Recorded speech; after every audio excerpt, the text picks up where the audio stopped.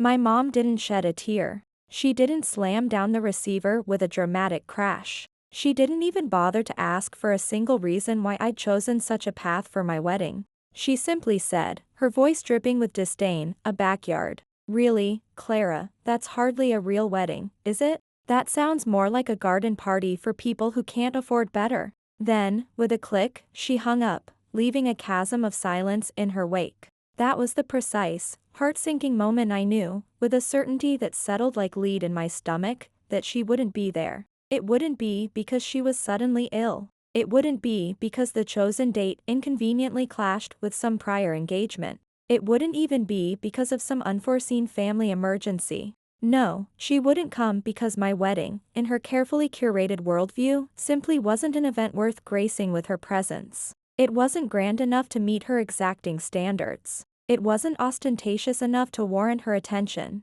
It didn't offer her the kind of stage she craved. I sat on our old wooden porch for what felt like an eternity after that call, the chill of the late autumn air seeping into my bones. The worn wood of the steps pressed uncomfortably into the backs of my thighs, a dull ache mirroring the one in my chest. The crisp November air, carrying the scent of decaying leaves and damp earth, cut straight through my thin sweatshirt, making me shiver. My fingers, numb and cold, clutched the phone so tightly it might shatter, as if it might miraculously ring again, as if she might call back. Her voice softened, to say it was all a terrible joke, or that she hadn't truly meant those cutting words. But the silence that followed was absolute, settling in around me, dense, heavy, and utterly immovable, like a shroud. Leo found me there eventually, emerging from the warm glow of the kitchen, 2 steaming mugs of chamomile tea held carefully in his hands. He didn't need to ask what had transpired. My face, I'm sure, told him everything. He didn't utter a word, didn't probe. He simply handed me one of the mugs, its warmth a small comfort against my icy fingers, and sat down close beside me on the cold steps. The steam rose between us, a fragile, silent curtain of unspoken understanding. She said no, I finally murmured, my voice barely a whisper, the words tasting like ash in my mouth. He nodded slowly, his eyes filled with a familiar, gentle sympathy. Because it's in the backyard, I managed, a small, bitter laugh escaping my lips, devoid of any real humor. Because it's not the crystal ballroom at the Grand Hotel, no glittering chandeliers, no bespoke monogrammed napkins. No meticulously plated beef tenderloin with expertly chosen wine pairings. It doesn't align with the grandiose vision she's always held for the day her daughter finally got married. She imagined herself as the star of it, Leo said quietly after a thoughtful pause, and his words landed with the precise weight of truth. It wasn't about me, my happiness, or my love for him. It never, ever was. My mom hadn't bothered to ask about the intricate lighting design I'd poured my heart and soul into for 6 long months. Meticulously crafting it from recycled glass bottles and hundreds of tiny, twinkling LED bulbs I'd wired carefully by hand in my sunroom studio. She hadn't inquired about the countless hours Leo and I had spent transforming our ordinary backyard into a magical, lantern-lit grove. How we'd painstakingly dug up and replanted the wildflower beds ourselves, nurturing them with hope. She hadn't asked why we were intentionally limiting our guest list to only 25 cherished friends and family members. Or what it truly meant to us, to Clara the graphic designer and Leo the musician. To exchange our sacred vows in the very place where we had built our life together, not in some impersonal, sterile venue rented by the hour. She had only asked once, weeks earlier, her voice laced with a characteristic scoff of disapproval, "You're not planning on doing it potluck style, are you, Clara?" That would be utterly dreadful. She hadn't even waited for my answer, already certain of its inadequacy. It's a peculiar thing, isn't it, the way some people can shrink something as profound and personal as a wedding down to its mere optics. Its superficial trappings? My mother, Eleanor, didn't seem to care in the slightest who I was marrying, or how deeply I loved Leo. She cared, with an almost obsessive intensity, what other people would say, what they'd wear. What kind of perfectly curated photographs would eventually appear on Viewfinder for all the world to scrutinize? She didn't genuinely want to be a part of my wedding day, to share in my joy. She wanted, quite simply, to be seen, to be admired, to be the subject of envious whispers. I had presented my ideas to her in our living room, my hands trembling slightly as I laid out my handmade sketchbook. It was filled with detailed drawings of my vision, the delicate, pressed flower invitations I'd designed. Sketches of the rustic decorations for the backyard, the forest hideaway theme, even ideas for the locally sourced, artisanal favors. Eleanor, perched regally on the sofa, her expensive leather handbag placed beside her like a shield, barely glanced at it. She flipped through a few pages with an air of utter disinterest before pushing the sketchbook back towards me. This childish nonsense?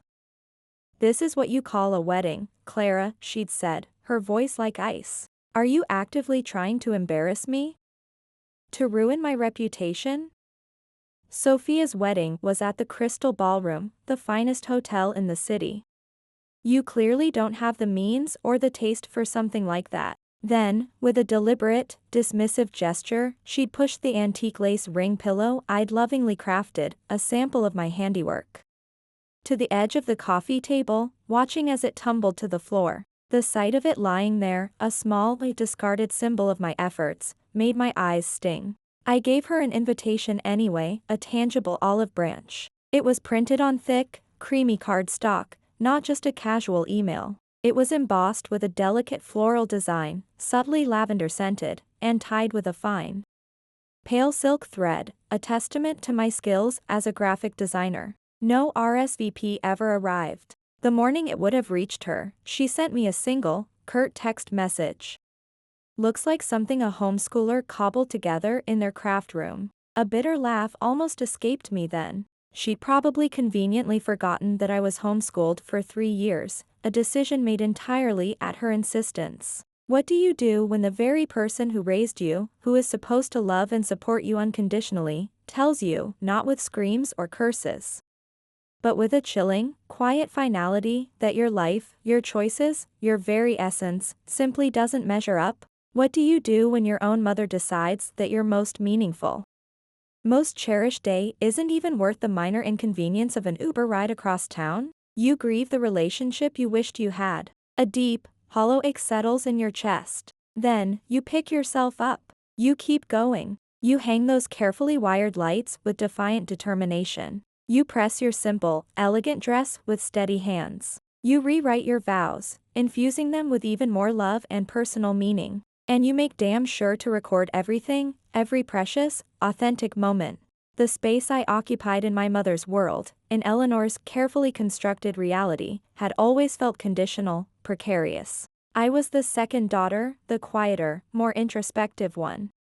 The artistic soul who often wore her older sister Sophia's expensive hand-me-downs without complaint and never once dared to ask why the voluminous family photo albums had entire, glossy pages completely devoid of my image, as if I were an afterthought, a ghost in my own family history. At Sophia's wedding, the big one, the extravagant one, the one Mom still proudly brags about to anyone in her book club or anyone who'll listen at the Willow Creek Community Center, the one featured in Evergreen Style magazine, I wasn't a bridesmaid, a position I'd secretly yearned for. I wasn't even seated with the immediate family at the lavish reception in the Crystal Ballroom. No, I was stationed discreetly behind the towering, opulent floral archway, clutching a clipboard and a crackling walkie-talkie. My role reduced to ensuring the elaborate buffet didn't run out of miniature crab cakes and that the hired violinist didn't commence his performance a moment too early. I vividly remember the shoes I wore that day, cheap, uncomfortable flats purchased from a dusty clearance bin, which had gifted me with painful blisters by the time the first dance even began. I remember Sophia's dress, a confection of hand-beaded, imported silk that had cost more than my entire college tuition at Oregon State University. And the way Mom had fussed over adjusting its ridiculously long train just before the ceremony. Actual tears welling in her eyes, as if she were personally crowning royalty, not just sending her daughter down the aisle. "You'll get your turn, dear," she'd whispered dismissively when I tentatively tried to step into the bridal suite for a quick family photo, effectively shooing me away. My turn, as she'd vaguely promised, never truly came. What I received instead were an endless stream of tasks, of orders. "Clara, carry this. Clara, check on that. Clara, do try to be useful. Clara, please don't be in the way." The only photograph in which I even vaguely appear from that entire ostentatious wedding weekend is a blurry, indistinct side profile shot where I'm captured in the distant background, diligently wiping down the multi-tiered cake table. An anonymous figure in the periphery. Someone, a distant cousin perhaps, once tagged me in it on Viewfinder and, with casual cruelty, captioned it "The Help." I'd managed a weak laugh at the time. I didn't bother to correct them. By then, I'd long since learned my designated place in the family hierarchy. So, when I finally gathered the courage to tell Mom, months before the date, that I was planning something small, something intimate, something deeply personal, to be held outdoors in our own beloved backyard, with no formal bridal party, no stuffy, obligatory speeches, just heartfelt vows and the simple sharing of bread and wine with our closest loved ones, she simply blinked, her perfectly plucked eyebrows arching in disbelief. "Small," she repeated, as if I'd just confessed to planning something utterly scandalous, perhaps even illegal. She pursed her lips, a familiar expression of disapproval settling on her face. "Well, that's rather disappointing, Clara. Don't you want a wedding that people will actually remember? Something significant?" "Oh, I wanted something I would remember, something deeply etched in my heart forever. I wanted the people I genuinely loved and who loved me in return, the man I had chosen to spend my life with."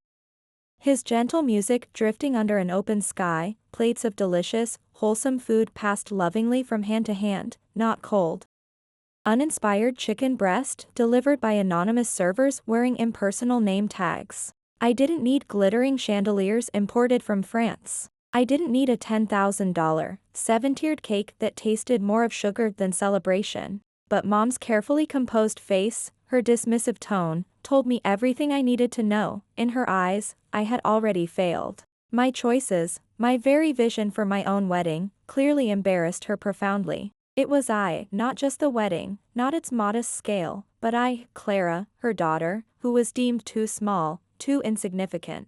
Sophia called a week later, her voice bright and artificially concerned. I had harbored a fleeting, foolish hope that perhaps she was genuinely reaching out, attempting to bridge the ever-widening silence, the growing chasm between us. Instead, she said, with a sigh that feigned sisterly worry, "Mom is terribly worried about you, Clara. She thinks you might be having some sort of, well, a breakdown. She says you're deliberately sabotaging your own wedding because you're secretly terrified of being the center of attention. That you can't handle the spotlight." I listened patiently, letting her recite the lines Mom had clearly fed her. When she finally paused for breath, I simply said, my voice carefully neutral, "Thank you for your concern, Sophia." Then I quietly hung up the phone. They didn't understand. They couldn't. They never had, not really. What I was doing, what Leo and I were creating, wasn't sabotage, it was an act of profound reclamation. This wedding, this sacred day, was not intended as a stage for my mother's social ambitions. It wasn't designed as a carefully orchestrated family PR moment to impress her acquaintances from the Willow Creek CC. It wasn't a grand parade for distant second cousins I hadn't laid eyes on since middle school. People who wouldn't know the first thing about the life Leo and I had built. It was mine. Ours. And I was absolutely, resolutely not going to plan it as if I were humbly asking for their permission, for their conditional approval. The morning of my wedding, the Oregon sky was a soft, pearlescent gray, but it wasn't a threatening, stormy kind of gray. It was the kind of gentle, diffused gray that made all the other colors in the world stand out with an almost preternatural sharpness and clarity. The kind of light that transforms every humble flower, every blade of grass, into a delicate, individual brushstroke in a master's painting. I stood barefoot on the cool, damp wood of our back porch, gazing out at the rows of mismatched vintage chairs we'd lovingly borrowed from kind neighbors and friends. Each one adorned with a unique scrap of hand-dyed silk ribbon, fluttering like tiny, joyful flags. The wind, a gentle caress, picked up slightly, tugging playfully at the strings of paper lanterns we'd meticulously strung between the old oak and maple trees, transforming our yard into a whimsical, glowing canopy. They danced in the quiet morning air, a silent, graceful ballet. Inside, the warm, comforting aroma of brewing coffee and something sweet baking filled the air. Olivia, my dearest friend since high school, who had flown all the way from New York to be by my side, was carefully steaming my dress, a soft, cream-colored linen gown, elegantly simple, with practical, hidden pockets. She'd sewn it herself, every single stitch a tiny, tangible act of love and unwavering support. Leo's cousin, a whirlwind of cheerful efficiency, was meticulously setting out the place cards on the long, rustic wooden table we'd painstakingly sanded and stained ourselves. No elaborate calligraphy, no ostentatious gold embossing. Just names, simply and beautifully printed on wildflower-seeded paper.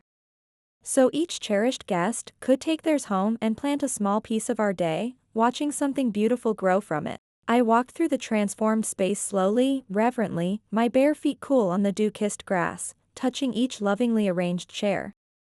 Each repurposed glass jar filled with fragrant herbs and vibrant field flowers we'd gathered from the local farmer's market. These weren't mere placeholders, indifferent objects. These were conscious decisions, heartfelt intentions. Every single tiny detail had a profound reason behind it, and every single reason was, quite simply, love. No opulent bridal suite for me, no bustling team of unfamiliar makeup artists and hairstylists. Just my own familiar bathroom mirror, reflecting back a woman I was finally beginning to recognize and embrace. In my hands, with a sense of calm I hadn't anticipated, I twisted my hair up into a loose, artful knot, tucking two fragrant, creamy white gardenias, freshly picked from our bush, just behind my ear. When I finally stepped into the dress, the soft linen felt like a gentle, protective armor, not to defend myself against external judgment, but to hold myself together, to contain the overwhelming emotions bubbling just beneath the surface. Olivia caught my eye in the reflection, her own eyes soft with affection. "You okay, Clara?" she asked, her voice a gentle anchor. I nodded, a small, genuine smile finally gracing my lips. "I think so. Yes, I really think so." She came to stand behind me, her comforting presence a balm, and carefully adjusted a slightly loose strap on my shoulder. You look like yourself, Clara. Truly, wonderfully yourself." And in that moment, standing there in my self-made sanctuary, I had never felt more completely, authentically, and joyfully like myself. At precisely 4:12 p.m., as the afternoon sun began its slow descent, casting long, dancing shadows across the lawn, our ceremony began. There was no grand, formal prelude, no pomp and circumstance. Just the natural symphony of birdsong from the surrounding trees, the gentle sigh of the wind rustling through the leaves, and the soft, welcoming creak of the old garden gate as our beloved guests entered quietly, respectfully, as if they were stepping into a sacred memory being woven into existence in real time. Leo stood at the end of the aisle, which was simply the familiar garden path we walked every day, now strewn with fragrant lavender and rose petals. He wore a beautifully tailored navy suit that highlighted his kind eyes, and a slightly crooked, endearingly nervous smile that made my heart ache with love. His hands, I noticed, trembled slightly as he watched me approach. Mine did too, a matching tremor of joy and anticipation. We didn't have a traditional officiant reciting rote phrases. We didn't read from a pre-written, impersonal script. We spoke directly to each other, our voices sometimes thick with emotion, not to an audience, but to the soul of the person standing before us. I don't recall the exact words we exchanged in that sacred moment, the promises we whispered, but I remember with vivid clarity what it felt like. It felt like standing perfectly still, truly present, for the very first time in years. Like being wholly seen and deeply heard by someone who wasn't simply waiting for their turn to speak, but who was listening with their entire being. After we kissed, a kiss that sealed our promises and our future, everyone clapped, not with polite, restrained applause, but with a spontaneous, wholehearted, joyous roar of celebration. My absolute favorite sound in the entire world. Dinner was served from giant, colorful enamel pots, family style, just as we'd envisioned. No stern-faced servers in stiff uniforms, no formal, plated service. Just overflowing bowls of delicious, home-style food, fragrant stews, vibrant salads, and crusty, artisanal bread, passed lovingly down the long wooden table, accompanied by peals of laughter echoing off the ivy-covered fence. Someone started humming softly along to a nostalgic Van Morrison song drifting from a borrowed Bluetooth speaker tucked amongst the flowers. The melody weaving through the happy chatter. When night finally fell, blanketing our little world in a soft, velvety darkness, the lights came on. All those countless hours of meticulous wiring and careful, artistic placement had paid off. The entire yard glowed with a warm, magical incandescence, as if 1,000 captured fireflies had taken up joyful residence in the branches of each and every tree. Olivia leaned over at one point, her eyes wide with wonder, and whispered in my ear, "Clara, this looks like something out of a dream. Like a beautiful film set." But it didn't, not really. It looked, and felt, like home. Our home, imbued with our love. And I knew, even as I laughed and drank sweet elderflower wine and danced barefoot on the cool flagstones under those enchanting lights, that the people who were conspicuously missing, the ones whose absence was a palpable ache, wouldn't ever truly see this. Not in real time, not in its vibrant, living color, not in its authentic, heartfelt context. They wouldn't see the way Leo's eyes crinkled at the corners when he looked at me during our first, slightly clumsy dance. A look so full of adoration it made my breath catch. They wouldn't hear the deeply personal, often humorous, and sometimes tearful toasts offered by people who genuinely knew us, who had witnessed our journey together. They wouldn't taste the tangy lavender lemonade, or the rich, decadent fig and almond cake made by Leo's aunt, or smell the fragrant rosemary smoke drifting from the grill where Leo was expertly charring vegetables. They'd just see pictures, perhaps. Static images, devoid of the warmth, the sounds, the smells, the feeling. And by then, of course, it would be far, far too late. We hadn't initially planned to post anything online, not right away, at least. Our wedding felt too sacred, too personal for immediate public consumption. Our dear friend Marcus, a wonderfully talented independent filmmaker based in Portland, Oregon, not a conventional wedding videographer by any stretch, had generously offered to document the day as his wedding gift to us. He shot it like a beautifully preserved memory, a visual poem. There were no wide, sweeping drone shots of the venue, no cheesy slow-motion veil tosses, just us, authentically, as we were. Leo and I setting tables side by side earlier that day, Olivia helping me fix my hair. Our hands clasped tightly together under the gentle glow of the string lights during the ceremony. 2 weeks after the wedding, an eternity it felt like, he sent over a short film, a mere 90 seconds long. It had no narration, no distracting captions, just the soft, slow, evocative strains of the Paper Kites Bloom playing as a soundtrack. The film began with a close-up of Leo nervously wiping his damp palms on his trousers just before the ceremony. Then it cut seamlessly to a shot of me, a serene smile on my face, carefully tying a silk ribbon around a simple jar of wildflowers. The final, lingering shot was of Leo and me, dancing barefoot and carefree on the old flagstones, with the whimsical paper lanterns swaying gently above us like a constellation of stars pretending to be close enough to touch. It made me cry, hot, happy tears streaming down my face. I watched it 3 times in a row, alone in the quiet stillness of our living room, before finally calling Leo in to share it. He didn't speak a word while it played, his eyes fixed on the screen. When it ended, he took a long, slow breath and said, his voice filled with awe, "Marcus." He made it feel like something ancient, something timeless. I nodded, my throat tight with emotion. He truly captured it, didn't he? Do you think it's terribly petty of me if I post it on Viewfinder? I asked, a little hesitantly. Leo smiled then, a gentle, understanding smile that wasn't unkind in the slightest. Sometimes, Clara, petty is just the unvarnished truth finally being told, finally seeing the light of day. So, I posted it, quietly, without any fanfare. No trendy hashtags, no lengthy, explanatory captions beyond the simple, heartfelt words, October 8th, home.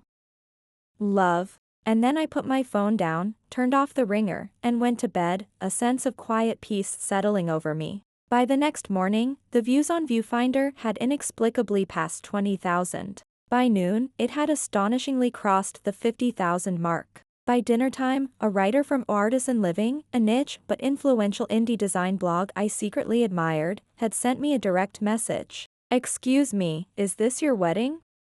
The short film is simply breathtaking. We'd be absolutely honored if we could feature it in our next issue." It's exactly the kind of authentic, soulful celebration our readers adore. I blinked at the message on my screen, then reread it slowly, twice, to make sure I wasn't dreaming. I truly hadn't expected that kind of response, not in a million years. By the end of that whirlwind week, our little backyard wedding was featured not only in Artisan Living, but also in A Modern Homestead Quarterly and Evergreen Style, and was even included in a viral Roundup article sensationally titled, "The Most Soulful and Beautiful Backyard Wedding You've Ever Seen and Why It Matters." I didn't feel vindicated, not exactly, not in a gloating, "I told you so" kind of way. But I did feel seen, truly seen, in a way I hadn't anticipated being seen, not by a throng of anonymous strangers online, but by people who hadn't meticulously rehearsed a more palatable, more conventional version of me they might have liked better. They saw me. And then, inevitably, the calls started. Sophia was first, of course. She left a slightly breathless voicemail that began with an astonished, "Wow, Clara," and ended with a rather accusatory, "So why on earth didn't you tell us it was going to look like that? It's all over Viewfinder. People are saying it's more stylish than mine was at the Crystal Ballroom, can you believe it?" The jealousy was palpable. Then came a text from my Aunt Carol, Mom's more laid-back sister, "Clara, honey, that wedding video of yours is absolutely everywhere on my Viewfinder feed. All my friends are sharing it. I didn't even realize it was yours at first. It's simply gorgeous. Your mother must be so proud." Then finally, my mother, Eleanor. No call, naturally.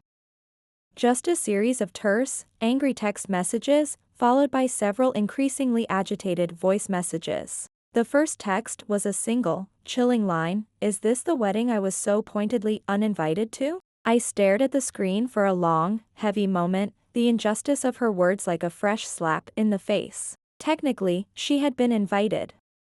She had simply never bothered to acknowledge the invitation, let alone RSVP. The next morning, she followed up with another barrage. "You've made us look absolutely terrible, Clara. Utterly foolish. People from the Willow Creek CC keep asking Sophia and me why we weren't there at your charming little wedding. You could have at least warned us this was going to become some sort of public spectacle. How dare you embarrass your family like this?" Warned them? Warned them about what?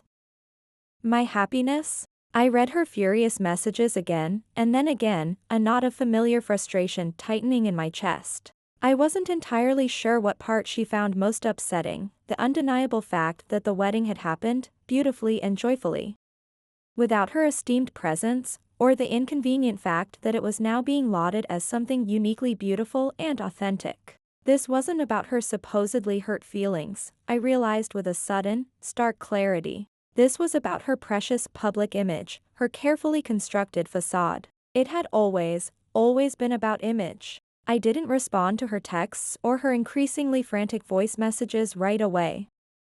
I needed time to process. I wasn't sure what, if anything, there was to say to someone who was clearly more upset about being conspicuously absent from the popular Viewfinder photos than about missing the actual, deeply personal moment of her daughter's marriage. But I did respond, 3 long days later, after Leo and I had watched Marcus's poignant short film again.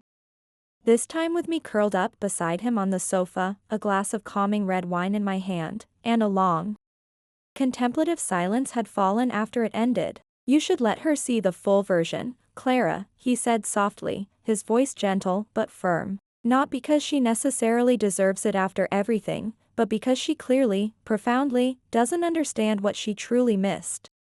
What she so readily dismissed." So, I took a deep breath and sent a carefully worded message to Eleanor. "If you genuinely want to understand what really happened that day, what you chose not to be a part of, come to my sunroom studio on Friday at 3 p.m. You can watch the full, unedited footage from the wedding. Marcus documented everything. No edits, no omissions. She wrote back a curt 2 hours later, fine. I will be there. She arrived at my home, to my sunroom studio, 10 minutes late, of course. She wore pearls, naturally, and a Chanel jacket that probably cost more than our entire wedding budget. She walked into the little sun-drenched studio, my creative sanctuary. With the air of someone touring a minor charity establishment she might deign to donate a small sum to if it met her exacting standards. Polite, cool, impeccably detached. I didn't offer her any superficial small talk. I didn't offer a hug, nor did I expect one. Marcus had kindly set up the screening for us. Just 2 comfortable chairs, a large, high-resolution monitor, and a heavy, anticipatory silence. I dimmed the lights with a remote. I pressed play. For the first 5 minutes of the 30-minute film, Eleanor sat ramrod straight, her arms folded tightly across her chest. Her expression unreadable. I watched her furtively out of the corner of my eye, bracing myself for the inevitable scoff, the derisive snort. The condescending chuckle I knew so well. It never came. There was no narrator in Marcus's documentary, no sentimental music overlaying the raw emotion, just the real, unfiltered sounds of the day. Footsteps crunching on the gravel path, the cheerful clinking of glasses, someone laughing warmly from the back row during the vows. My own voice, trembling slightly but clear, as I read the vows I'd poured my heart into. Leo, my strong, steady Leo, stumbling a little over his own heartfelt words, his voice thick with emotion. The unmistakable catch in his throat when he looked directly at me and said, with a raw honesty that still made my heart ache, Clara. You make me feel like I've finally come home. At around the 12-minute mark, I saw her shift uncomfortably in her chair. At minute 18, during Olivia's moving and deeply personal speech about my journey and our friendship, she blinked hard.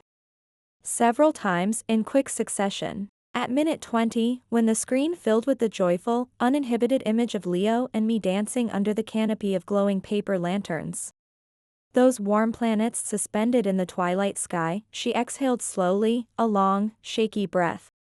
As if she'd been unknowingly holding it in for the entire duration. One particular shot lingered, a brief, poignant moment where I, as the bride, glanced towards the empty antique chair we had reserved for her.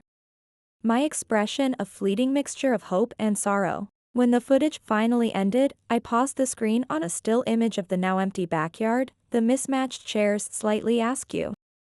The flickering candle stubs in their glass jars, a sense of beautiful, peaceful aftermath. She didn't speak for a very long time. The silence stretched, thick and heavy. Then, finally, her voice barely a whisper, it actually looked quite expensive, Clara. The lighting, the flowers, very well done. I waited, my own expression carefully neutral. She cleared her throat, a small, nervous sound. And you didn't mention it would be like that. So, artistic. I turned to face her fully then, my voice steady, devoid of accusation, but firm with a newfound strength I hadn't known I possessed. Would it have truly mattered if I had, Mom? Would any description have changed your mind? She opened her mouth as if to protest, then closed it again, her gaze dropping to her clasped hands. I invited you, I stated simply, the truth of it hanging in the air between us. You chose not to come. You declined. But you didn't make it clear that she began, her voice rising defensively. I cut her off, gently but decisively. I wasn't auditioning for your approval, Mom. I wasn't seeking your permission or your validation. I was getting married. To the man I love. In a way that felt true to us. She looked away then, out the window of the sunroom studio towards the very backyard she had spurned, a flicker of something unreadable in her eyes. I didn't fill the silence this time. I let it be. When she finally met my gaze again, her voice was sharper, the familiar defensive tone returning. Though a new note of something akin to regret threaded through it. You made us look like we didn't care, Clara. Like we abandoned you. I tilted my head slightly, holding her gaze. Did you care, Mom? Did you truly care about my happiness, or were you only concerned with appearances? She flinched, a small, almost imperceptible twitch at the corner of her mouth, a fleeting shadow of pain. But she didn't answer. She couldn't. I stood up then, a sense of weary resolution settling over me, and walked to the studio door, opening it. "Thank you for coming, Mom. For watching." She lingered for a moment, half standing, then seemed to deflate, sitting back down heavily, just for a second. As if the weight of unspoken things was too much to bear. I didn't know it would be so beautiful," she said at last, her voice small, almost childlike. "That's precisely the point, isn't it?" I replied quietly, a profound sadness, but not anger, washing over me. "You didn't care enough to find out." She didn't hug me as she left the sunroom studio. Her expensive heels clicked softly on the wooden floor. I didn't expect her to. Our relationship wasn't built on such easy displays of affection. But as the door clicked shut behind her, I felt something profound shift within me. Not closure, not exactly healing, not yet. Just a quiet, unshakable clarity. A knowing. I didn't hear from her directly for a while after that day. No follow-up phone call, no long, rambling text messages filled with justifications, no awkward, backpedaling attempts wrapped in flimsy, half-hearted apologies. Just silence. Which, strangely enough, felt more honest, more real, than almost anything else we had exchanged in years. I didn't go to Thanksgiving at Sophia's grand house in Lake Oswego that year. No invitation was extended. I wasn't invited for Christmas at Eleanor's either. No one explicitly said I was cut off, disowned, but no one reached out either. It was a quiet, unspoken exile, the kind that begins as a subtle, uncomfortable distance and gradually, insidiously, settles into a near-complete erasure. And I was fine. Surprisingly so. Not in that triumphant, fist-pumping, Hollywood movie ending kind of way. But in a slow, steady, grounded kind of way. In the quiet, dawning way you finally realize, deep in your bones, that you don't have to keep frantically, desperately chasing a door that was never, ever going to truly open for you. Instead, I poured myself into my graphic design work, into my freelance projects which were suddenly, wonderfully, in demand. I poured myself into Leo, into our shared love of music and quiet nights, into the beautiful, ordinary life we were building together in our little house with the magical backyard. The wedding film, the full 30-minute version that Marcus had so artfully created, was picked up by the Hawthorne Collective, an edgy arts collective in Portland, Oregon. They screened it as part of a gallery show they curated, aptly titled Hearth and Craft, Narratives of Home. Leo and I flew up to Portland for the opening night. It was surreal. People in the audience, strangers, actually cried while watching our wedding. A young couple, artists themselves, approached us afterwards, their eyes shining, and asked if we were actors. If the whole thing had been a performance piece. I smiled and told them, no, not actors. Just a woman, a graphic designer, who got married in her own backyard because that was where her life, her true, authentic life, had finally, truly begun. 6 long months passed, a season of quiet growth and gentle healing. Then, one ordinary Tuesday afternoon, I came home from a meeting to find a small, unassuming package resting on our porch. There was no return address, just my name, Clara, written in careful, familiar cursive I recognized instantly. A script that sent a small jolt through me. Inside, nestled in tissue paper, was not a photograph, but a small, linen handkerchief. It was hand-stitched, somewhat clumsily, with a slightly lopsided, imperfectly embroidered heart in a muted blue thread. Tucked beside it was a simple, elegant card. On it, in that same unmistakable handwriting, were just a few, carefully chosen words, your Sakahin, work of art/creation was, truly, very beautiful, Clara. I am sorry. No other explanation, no signature, but I didn't need one. I didn't frame the handkerchief. I didn't pick up the phone to offer stilted, awkward words of thanks. I just held it in my hand for a long time, feeling the slightly uneven stitches beneath my fingertips, a tangible symbol of a small, hesitant step. Then, I carefully slid it into the back of our wedding album, the one filled with Marcus's beautiful photos. Right behind a picture of Leo spinning me joyfully under the warm glow of the paper lanterns. Both of us laughing, barefoot and carefree, lit from beneath by the magical glow of 100 tiny, hand-wired bulbs. That's the story I'll tell, the one I'll cherish. If anyone ever asks about our wedding, I'll tell them we did it entirely our way, authentically and unapologetically. I'll tell them we planted wildflowers where some people might have expected perfectly cultivated roses. That we fed our cherished guests from our hearts and our hands, not from a caterer's impersonal, pre-approved checklist. That we danced on uneven gravel under paper moons and laughed until our sides ached. And I'll tell them that we invited everyone who truly mattered to us, even the ones who, for their own reasons, chose not to show up. Because in the end, a wedding, a life, isn't truly made by who merely attends, by who fills a seat. It's made by who stays, by who chooses to be present, by who loves you through it all. And when I look at the photographs now, at the moving images Marcus captured, I don't see what's missing, I don't focus on the empty spaces. I see, with a heart full of gratitude and a quiet, steady joy, everything that beautifully, wonderfully, remained.